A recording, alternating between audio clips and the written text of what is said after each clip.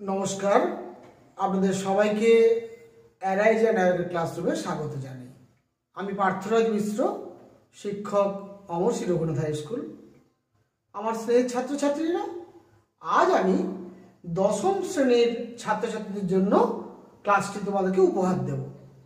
আজকের ক্লাসটি দশম শ্রেণীর আঞ্চলিক ভূগোল অংশের ভারতের কৃষি অধ্যায়ের সবুজ বিপ্লব, গ্রিন রিভলিউশন ও পাঞ্জাব হরিয়ানার কৃষি উন্নতির কারণ, এই দুটো বিষয় নিয়ে আলোচনা করব। আলোচনার শুরুতে বিনম্রভাবে অনুরোধ করব, এখনও যারা আমার চ্যানেলটি সাবস্ক্রাইব করেননি দয়া করে চ্যানেলটি সাবস্ক্রাইব করে নেবেন এবং অবশ্যই বেল আইকনটি ক্লিক করে অল নোটিফিকেশানটি অন করে নেবেন। যারা ইতিমধ্যে সাবস্ক্রাইব করেছেন তাদেরকে আমি আন্তরিক কৃতজ্ঞতা এবং ধন্যবাদ জানাই। আমি সাবস্ক্রাইব করার অনুরোধ করার পেছনে একটাই কারণ, আপনারা জানেন আমি কোভিড অতিমারির কারণে বিগত যতদিন ধরে আমাদের লকডাউন চলছে, স্কুল কলেজ বন্ধ, আমি কিন্তু ক্লাস 9, 10, 11, 12 এই 4টি ক্লাসের ভূগোল বিষয়ের উপরে ধারাবাহিকভাবে সিলেবাস অনুযায়ী ক্লাস করছি। তাই আগ্রহী ছাত্রছাত্রীগণ যারা ভূগোল বিষয়টাকে ভালোবাসেন বা যারা প্রতিযোগিতামূলক পরীক্ষার জন্য প্রস্তুতি নিচ্ছেন, তাদের কিন্তু আমার এই চ্যানেলটি সাবস্ক্রাইব করলে উপকারে লাগতে পারি আমি। সেই কারণেই আমার অনুরোধ, আপনারা যারা এখনও চ্যানেলটি সাবস্ক্রাইব করেননি দয়া করে চ্যানেলটি সাবস্ক্রাইব করে নেবেন।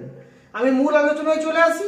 মূল আলোচনা হচ্ছে সবুজ বিপ্লব, গ্রিন রিভলিউশন। প্রথমেই বলি, আমরা বিপ্লব এই কথাটির অর্থ কি বুঝি। সাধারণভাবে বিপ্লব কথার অর্থ হচ্ছে একটা অভাবনীয় পরিবর্তন, একটা ম্যাসিভ চেঞ্জ। এবারে আজকে যে আমি বিপ্লবের কথা বলবো, এটা ঠিক মানুষের দ্বারা সংগঠিত কোনো আন্দোলনকে কিন্তু বোঝাচ্ছে না। এটা কিন্তু কোনো মানুষের দ্বারা সংগঠিত আন্দোলন নয়। এটা কিন্তু একটা অভাবনীয় পরিবর্তন সবুজ উৎপাদনের ক্ষেত্রে। সবুজ কার রং? আমরা জানি গাছের রং সবুজ।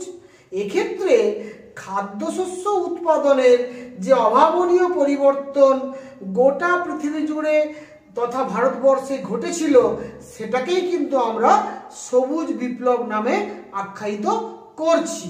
তাহলে প্রথমে যদি আমরা একটু এই সংজ্ঞাটা দেখে নিই, তাহলে ব্যাপারটা আমাদের কাছে আরো স্পষ্ট হয়ে যাবে। এসো আমরা সংজ্ঞাটা দেখে নিই। স্বাধীনতা লাভের পর আমরা জানি ভারতবর্ষ 1947 সালের 15ই আগস্ট স্বাধীনতা লাভ করেছিল। তৃতীয় পঞ্চবার্ষিকী পরিকল্পনা কালে, অর্থাৎ 1961 থেকে 1966, এই 5 বছর হচ্ছে তৃতীয় পঞ্চবার্ষিকী পরিকল্পনা বা থার্ড 5 ইয়ার প্ল্যান ভারতবর্ষে ছিল। সেই সময়ে ভারতবর্ষের কৃষির সার্বিক উন্নতির লক্ষ্যে ভারত সরকারের উদ্যোগে কতকগুলি কৃষি উন্নয়ন কর্মসূচি গ্রহণ করা হয়েছিল। এই কর্মসূচিগুলি রূপায়ণের মাধ্যমে 1966 সালের পর থেকে ধারাবাহিকভাবে ভারতে কৃষিজ দ্রব্য, বিশেষত ধান ও গম উৎপাদনের পরিমাণ বৃদ্ধি পেতে থাকে। কৃষিক্ষেত্রে ফসল উৎপাদনের এই অগ্রগতিকে আমরা সবুজ বিপ্লব বা গ্রিন রিভলিউশন বলে থাকি। এখানে এই সংজ্ঞাটা তোমরা দেখে বুঝতে পারছো যে কৃষিক্ষেত্রের যে অভাবনীয় পরিবর্তন, সেটাকেই সবুজ বিপ্লব বলা হচ্ছে। ভারতবর্ষের সবুজ বিপ্লব সম্পর্কে আলোচনা করতে গেলে ওই সময়ে ভারতবর্ষের আর্থসামাজিক অবস্থা, ভারতবর্ষের রাজনৈতিক অবস্থা, এটা কিন্তু একটু জানা প্রয়োজন। তোমরা সবাই হয়তো শুনে থাকবে, স্বাধীনতার ঠিক আগে 1942-43 সালে আমাদের ভারতবর্ষে তথা বাংলায়, পশ্চিম বাংলায় ভয়ানক কিন্তু দুর্ভিক্ষ হয়েছিল এবং সেই দুর্ভিক্ষের ফলে প্রচুর মানুষ অনাহারে না খেতে পেয়ে মারা গিয়েছিল। সেই দুর্ভিক্ষের পেছনে যে কারণগুলো ছিল, সেই কারণের ফলে খাদ্যশস্যের অভাব যেমন একটা কারণ, খাদ্যশস্যের বেআইনি মজুতদারি এবং গণবন্টন ব্যবস্থার ভেঙে পড়া, এটাও কিন্তু একটা গুরুত্বপূর্ণ কারণ হিসাবে বলা হয়ে থাকে। যাই হোক না কেন, দুর্ভিক্ষের কারণ অনেকগুলো থাকে, তার মধ্যে সব থেকে বড় কারণ হচ্ছে মানুষের কাছে খাদ্যশস্য যে কোনো কারণেই হোক পৌঁছানো যায়নি। সেটা বেআইনি কোনো ব্যবসাদারের খারাপ মানসিকতার জন্যই হোক, সরকারের দুর্বলতার কারণেই হোক, যে কোনো কারণেই হোক। তারপরে সবচেয়ে বড় কথা, তখন পরাধীন ভারতবর্ষ, স্বাভাবিকভাবে ব্রিটিশ সরকারের কোনো দায় নেই ভারতবর্ষের মানুষকে খাদ্য, বস্ত্র, বাসস্থানের যে ন্যূনতম চাহিদা মেটানোর প্রয়োজনীয় উদ্যোগ গ্রহণ করার। অনেক কষ্ট, অনেক রক্তপাত, অনেক যন্ত্রণা, অনেক মহামানব, মহামনীষী স্বাধীনতা সংগ্রামীদের রক্তের বিনিময়ে আমরা বহু কষ্টে 1947 সালের 15ই আগস্ট আমাদের স্বাধীনতা পেলাম। কিন্তু দুর্ভাগ্যের বিষয়, আমরা কিন্তু সেই স্বাধীনতা পেলাম দ্বিখণ্ডিত স্বাধীনতা। আমাদের দেশকে দু টুকরো করে দেওয়া হলো, জাতির ভিত্তিতে, ধর্মের ভিত্তিতে। পাকিস্তান নামে নতুন রাষ্ট্র সৃষ্টি করা হলো এবং ভারতবর্ষ নামে রাষ্ট্র সৃষ্টি হলো। পাকিস্তান 1947 সালের 14ই আগস্ট স্বাধীনতা পেল এবং আমরা 14ই আগস্ট রাত্রি 12টার পর 15ই আগস্ট ভারতবর্ষ স্বাধীনতা লাভ করলো। এরপর 1951 সালে প্রথম 5 ইয়ার প্ল্যান বা ফার্স্ট 5 ইয়ার প্ল্যান চালু হলো এবং সাধারণ নির্বাচনের মাধ্যমে ভারতবর্ষে একটি সরকার প্রতিষ্ঠিত হলো। সেই কেন্দ্রীয় সরকারের প্রধানমন্ত্রী হলেন পণ্ডিত জওহরলাল নেহেরু। তোমরা জানো এই 5 ইয়ার প্ল্যান এটা হচ্ছে কি না, আগামী 5 বছর ভারতবর্ষে কোন কোন ক্ষেত্রে উন্নয়নের জন্য প্রয়োজনীয় উদ্যোগ নেওয়া হবে তার একটা পরিকল্পনা। এই পরিকল্পনা অনুযায়ী তৃতীয় পঞ্চবার্ষিকী পরিকল্পনা কালে 1961 থেকে 1966, এইটা হচ্ছে তৃতীয় পঞ্চবার্ষিকী পরিকল্পনার আমল। এই সময়ে কিন্তু আমাদের ভারতবর্ষে আবার একটা ভয়ানক খাদ্য সংকট দেখা দিল। কেন দেখা দিল না, তার পিছনে কতগুলো কারণ ছিল।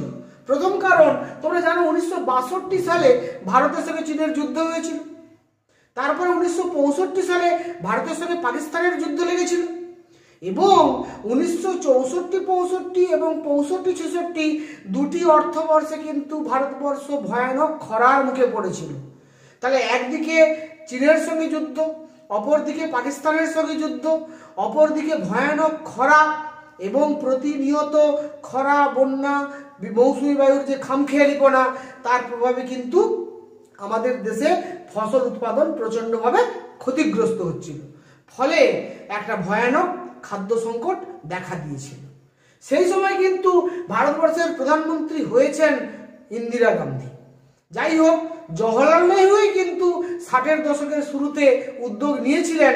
কৃষি বিজ্ঞানীদের তিনি বলেছিলেন, আপনারা এমন কিছু ব্যবস্থা গ্রহণ করুন, এমন কিছু বীজ, সার, ওষুধ আবিষ্কার করুন যার মাধ্যমে আমরা কৃষিতে উন্নতি ঘটাতে পারি।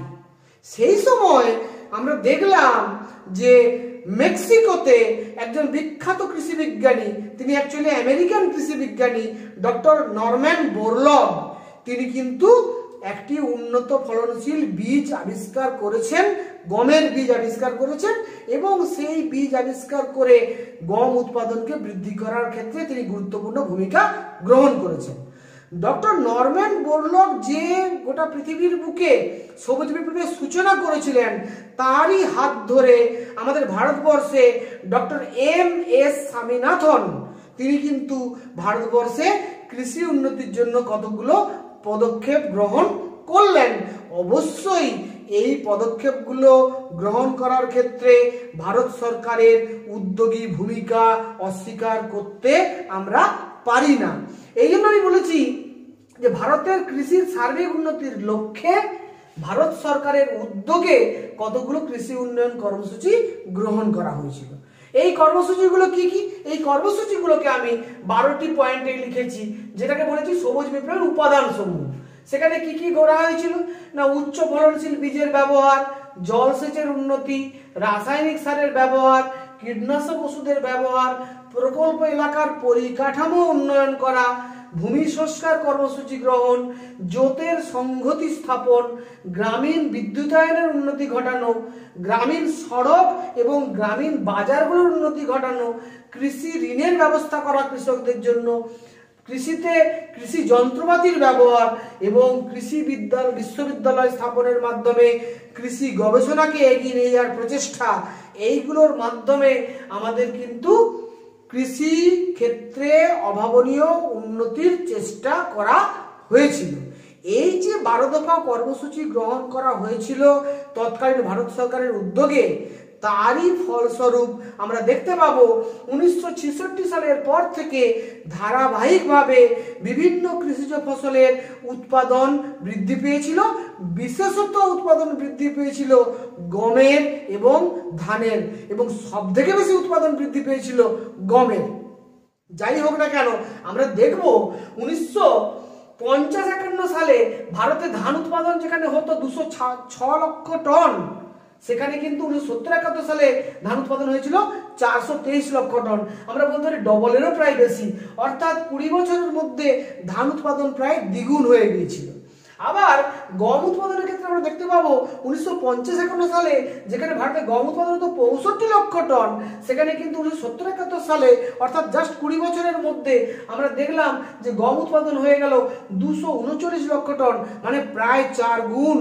তাহলে ধানের ক্ষেত্রে দ্বিগুণ উৎপাদন বৃদ্ধি এবং গমের ক্ষেত্রে 4 গুণ উৎপাদন বৃদ্ধি আমরা 20 বছর এই সময়কাল দেখতে পেলাম।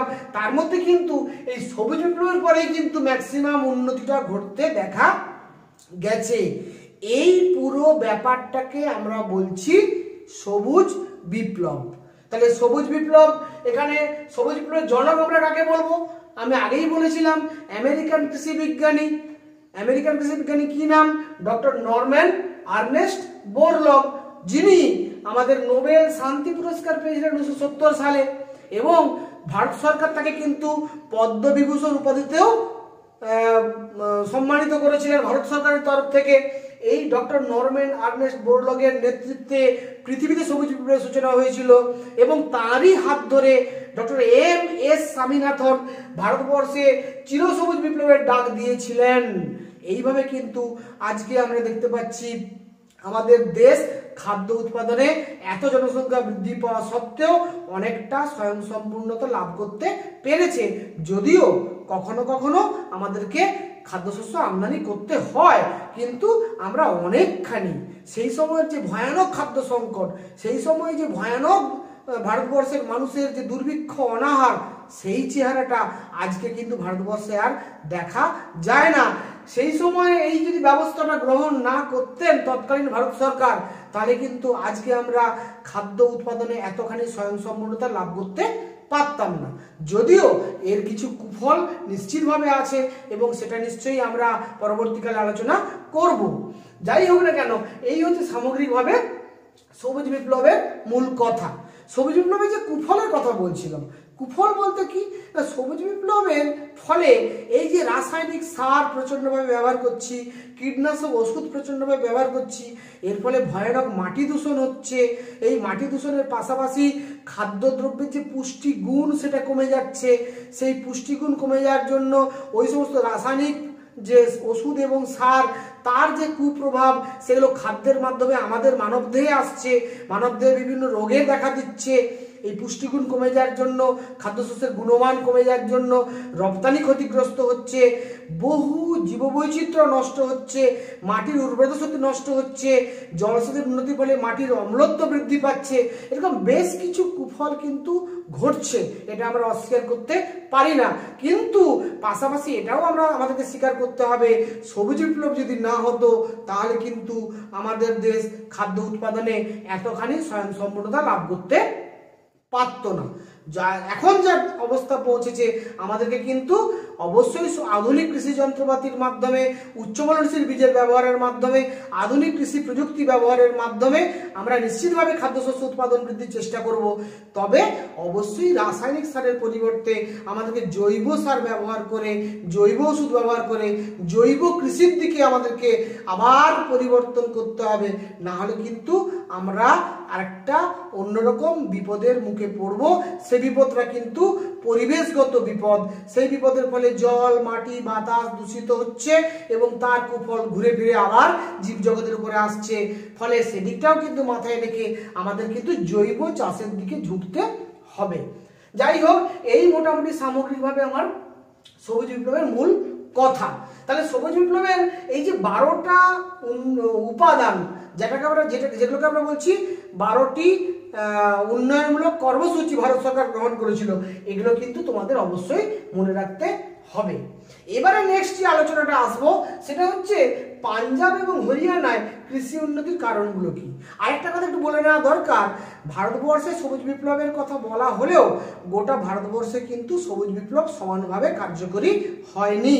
সবুজ বিপ্লবের সুফল সবচেয়ে বেশি ভোগ করেছে উত্তর পশ্চিম ভারত, বিশেষত পাঞ্জাব, হরিয়ানা, উত্তরপ্রদেশের পশ্চিম অংশ, এই রিজিয়নগুলোতে সবুজ বিপ্লবের যে পরিমাণ সুফল পৌঁছেছে অন্যান্য প্রান্তে কিন্তু সেই পরিমাণ সুফল পৌঁছায়নি।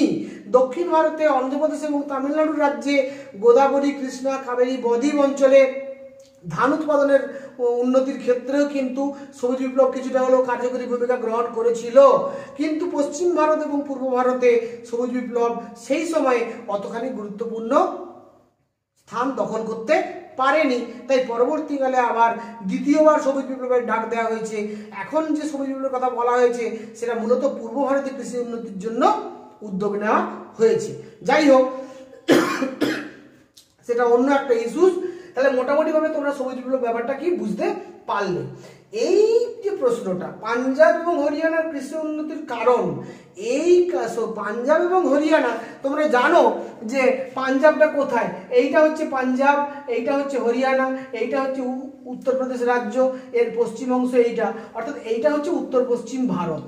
দেখতেই পাচ্ছ এই যে উত্তর পশ্চিম ভারত, এই অংশটাই কিন্তু সবুজ বিপ্লবের ফলে সব থেকে বেশি লাভবান হয়েছিল ওই এলাকার মানুষ। আর এই অংশে কিছুটা সবুজ বিপ্লব হয়েছিল, সেক্ষেত্রে এক্ষেত্রে গম উৎপাদন প্রচন্ড বৃদ্ধি পেয়েছিল, এক্ষেত্রে ধান উৎপাদন বৃদ্ধি পেয়েছিল, অন্যান্য খাদ্যশস্য উৎপাদন ততখানি বৃদ্ধিপ্রাপ্ত হয়নি, যদিও প্রচেষ্টা গ্রহণ করা হয়েছে। যাই হোক না কেন, এই অঞ্চলে যে কৃষি উন্নতি কেন হয়েছে এইটা এবারে আমরা আলোচনা করব। আমি কিন্তু এইখান থেকেই বুঝতে পারছি যে প্রথম পয়েন্ট আমার মনে হয় যে পাঞ্জাব এবং হরিয়ানা এই দুটো রাজ্য, সেই সঙ্গে উত্তরপ্রদেশের পশ্চিম অংশ, এখানে কিন্তু সবুজ বিপ্লবের প্রভাব কৃষি উন্নতির পেছনে সব থেকে গুরুত্বপূর্ণ। কারণ ভারত সরকার কৃষি উন্নতির জন্য যে 12 দফা কর্মসূচি গ্রহণ করেছেন, সেই 12 দফা কর্মসূচির ম্যাক্সিমামটা কিন্তু বাস্তবায়িত হয়েছে ওই এলাকাগুলোতে। তাই কিন্তু ওই এলাকা কৃষি উন্নতি সব থেকে বেশি পরিমাণে হয়েছে। আমরা একটু পয়েন্ট আকারে দেখে নেব। প্রথম দেখো, পাঞ্জাব এবং হরিয়ানা এই দুটো যে রাজ্য উত্তর পশ্চিম ভারতের, এখানে কিন্তু আমরা সমতল ভূপ্রকৃতি দেখতে পাই। কেন সমতল ভূপ্রকৃতি? না, এটা মূলত সিন্ধু নদ এবং তার যে উপনদীগুলো শতদ্রু, বিপাশা, ইরাবতী, চন্দ্রভাগা, বিতস্তা, এই সমস্ত নদী বিধৌত সমভূমি অঞ্চলের অন্তর্গত। ফলে এই অঞ্চলের ভূপ্রকৃতিটা সমতল, যেটা কৃষির জন্য অত্যন্ত উপযোগী আমরা বুঝতে পারছি। নেক্সট পয়েন্ট হচ্ছে অনুকূল জলবায়ু। অনুকূল জলবায়ু বলতে মূলত আমরা উষ্ণতা এবং বৃষ্টিপাত এই দুটো পয়েন্টকে বুঝি।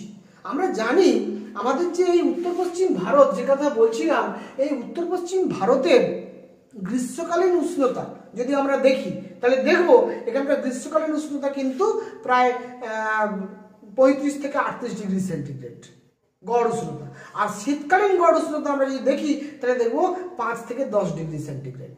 স্বাভাবিকভাবে এখানে যেহেতু শীতকালের উষ্ণতা 5 থেকে 10 ডিগ্রি সেন্টিগ্রেড থাকে, উষ্ণতা বেশ কমে যায়, এবং এখানে কিন্তু বৃষ্টিপাতের পরিমাণ কিন্তু ওই বড় জোর কি বলবো 50 থেকে 100 সেন্টিমিটারের মধ্যে এরকম একটা বৃষ্টিপাত হয়। ফলে আমরা জানি গম উৎপাদনের জন্য 50 থেকে 100 সেন্টিমিটার বৃষ্টিপাত, সমতল ভূপ্রকৃতি এবং উষ্ণতাটা কিন্তু এইরকম কম উষ্ণতায় গম চাষ ভালো হয়।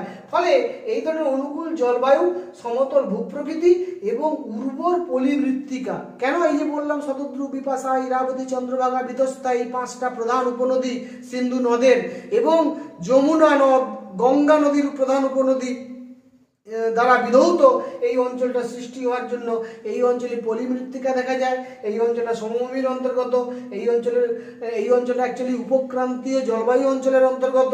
স্বাভাবিকভাবে এই অঞ্চলে গম চাষ কিন্তু ভালো হওয়াটাই স্বাভাবিক। শুধু গম নয়, এই অঞ্চলে গম চাষও ভালো হয়, ভুট্টা চাষও ভালো হয়, সেই সঙ্গে আখ চাষও ভালো হয়। ফলে এই সমস্ত ফসল উৎপাদনের জন্য এই জায়গাগুলো কিন্তু আদর্শ। এছাড়া আমরা কিন্তু আগেই বলেছি সবুজ বিপ্লবের সুপ্রভাব, যেহেতু উত্তর পশ্চিম ভারতে প্রথম সবুজ বিপ্লব বাস্তবায়িত হয়েছিল।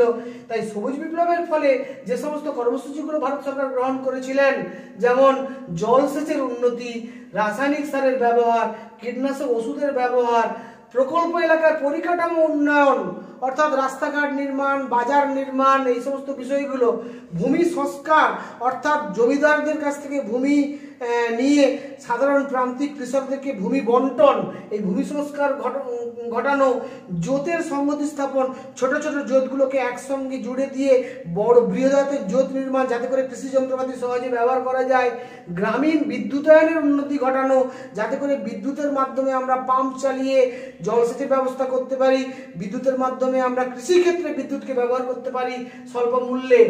পাশাপাশি গ্রামীণ সড়ক এবং বাজারের উন্নতি সাধনের মাধ্যমে কৃষকরা যাতে খুব সহজে বাজারে তাদের উৎপন্ন ফসল বিক্রি করতে পারে, যাতে গ্রাম থেকে বাজারে ফসল আনতে পারে, তার জন্য সড়ক নির্মাণ, এই সমস্ত ব্যবস্থা, কৃষি ঋণের ব্যবস্থা, হ্যাঁ, আমাদের সমবায় প্রথার মাধ্যমে চাষের ব্যবস্থা, কৃষি যন্ত্রপাতির ব্যবহার, সর্বোপরি কৃষি বিশ্ববিদ্যালয় স্থাপনের মাধ্যমে, কৃষি গবেষণার মাধ্যমে উন্নত ফলনশীল বীজ আবিষ্কার, কীটনাশক ওষুধ সার আবিষ্কার যেগুলোকে ব্যবহার করে ফসল উৎপাদন বৃদ্ধি করা সম্ভব।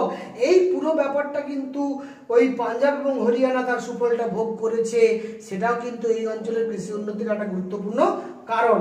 সেইগুলোরই সাব পয়েন্ট হিসাবে উচ্চ ফলনশীল বীজের ব্যবহার, উন্নত জলসেচ ব্যবস্থা, উন্নত কৃষি পরিকাঠামো, যেটা আমি এতক্ষণ বললাম, এইগুলো কিন্তু ওখানে আছে। তাই ওখানে কিন্তু কৃষিক্ষেত্রে উন্নতি সম্ভব হয়েছে।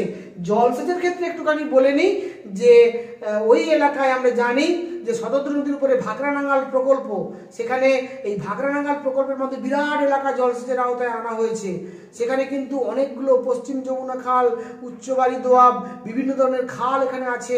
সেই খালের মাধ্যমে জলসেচ, কূপ নলকূপের মাধ্যমে জলসেচ, বহুমুখী নদী উপত্যকা পরিকল্পনার মাধ্যমে জলসেচ ব্যবস্থার উন্নতি, বন্যা নিয়ন্ত্রণ ইত্যাদি করে কিন্তু সামগ্রিক কৃষি উন্নতির জন্য প্রয়োজনীয় উদ্যোগ নেওয়া হয়েছিল বলেই ভারত সরকারের তরফে পাঞ্জাব এবং হরিয়ানা কৃষিক্ষেত্রে এত উন্নতি লাভ করতে পেরেছে। এবারে আমি একেবারে শেষে চলে এসেছি, একদম শেষে আমি আলোচনা করব সবুজ বিপ্লব। কতগুলো বিপ্লবের নাম এখানে দেওয়া আছে, কোন বিপ্লবটা কোন ফসল উৎপাদনের জন্য বিখ্যাত। এখানে দেখো, সবুজ বিপ্লব হচ্ছে আমরা জানি খাদ্যশস্য উৎপাদনের জন্য বিখ্যাত, আমি আগেই আলোচনা করেছি।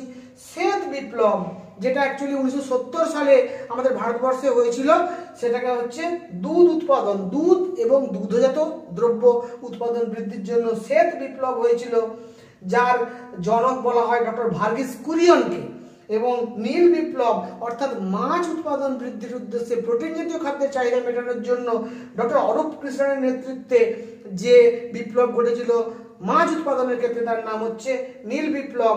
এছাড়া হলুদ বা পিঙ্ক বিপ্লব বলা হয় ভোজ্য তেল উৎপাদন বৃদ্ধির জন্য ক্ষেত্রে, গোলাপি বিপ্লব বলা হয় চিংড়ি উৎপাদন বৃদ্ধিকে, লাল বিপ্লব বলা হয় টমেটো এবং মাংস উৎপাদন বৃদ্ধিকে, গোল বিপ্লব বলা হয় আলু উৎপাদন বৃদ্ধিকে। এইভাবে আমরা এই সমস্ত নামকরণের মাধ্যমে কৃষির বিভিন্ন ক্ষেত্রে উদ্ভিজ এবং প্রাণীজ দ্রব্য উৎপাদনের মাধ্যমে ভারতবর্ষের মানুষের দৈনন্দিন চাহিদা মেটানোর উদ্দেশ্যে যে সামগ্রিক কৃষি উন্নয়ন পরিকাঠামো গড়ে তোলা হয়েছিল, তাকেই আমরা সবুজ বিপ্লব বলে আখ্যায়িত করতে পারি। আমার স্নেহের ছাত্রছাত্রীরা, আশা করি তোমাদের ক্লাসটা ভালো লেগেছে। এরপরেও যদি তোমাদের কোনো প্রশ্ন থেকে থাকে তোমরা কমেন্ট বক্সে লিখে জানাবে, এবং যদি ক্লাসটা ভালো লাগে লাইক করবে, শেয়ার করবে, এবং অবশ্যই সাবস্ক্রাইব করতে কিন্তু ভুলবে না।